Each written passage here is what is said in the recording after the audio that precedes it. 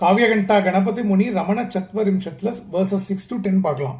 நமதாமதி பக்திமதாம் நிதினா கணதாப விதூனன சந்நிதினா யதி தர்மததிம் பரிபாலயதா பரிதாஸ்த தமோ வினிவாரயதா ஃபணிநாய கவர்ணிய குணௌகபிருதா வனிதி பிரிய சத்யஹிதா பனதா பகுமானவசாதயதா சுகிதா அவமானததேர் அவிதூனவதா யதினம் மதிபேன குஷாக்ரலசான் மதினா திருதிநாசித சித்தபுவா லஹரீம் பிரமதஸ்ய சதாவகதா நிகதாந்தரசத்ரவ சம்ஹதினா பகவத்பதம் அந்யஜனா சுலபம் ஸ்வகுணைர் அதிகத்ய பராம் ஜயதா மம தாரஹிதேன ஹிதேன சதாம் நிஹிதேன கணா பிரபு ஹூன ஹிருதயே நிஹிதேன கணா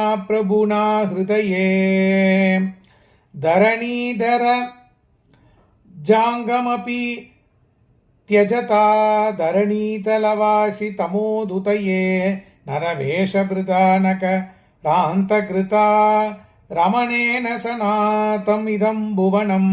அதாவது இந்த புவனம்கே ரமணர் லார்டா ரெஃப்யூஜா இந்த ரமண லோகத்தில் இருக்கிற நம்மெல்லாம் அவரை ப்ரொடெக்ஷனாக எடுத்துட்டு இருக்கோம்னு சொல்றார்.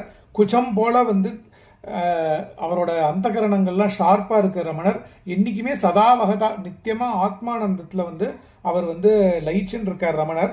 அப்பேற்பட்ட ரமணர் என்ன பண்ணுறாராம், மானம் அவமானம் எல்லாத்தையும் தாண்டி அவமானத்தேர் அவிதூனவதா, நீ என்ன புகழ்ச்சி பண்ணாலும் சரி ஸ்தோத்திரம் பண்ணாலும் சரி இகழ்ந்தாலும் சரி எல்லாத்தையும் சமபாவமாக பார்க்குற அந்த பெரிய ஞான நிலையில் அவர் இருக்கார்.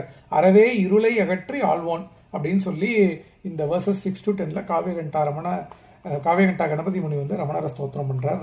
ரமணா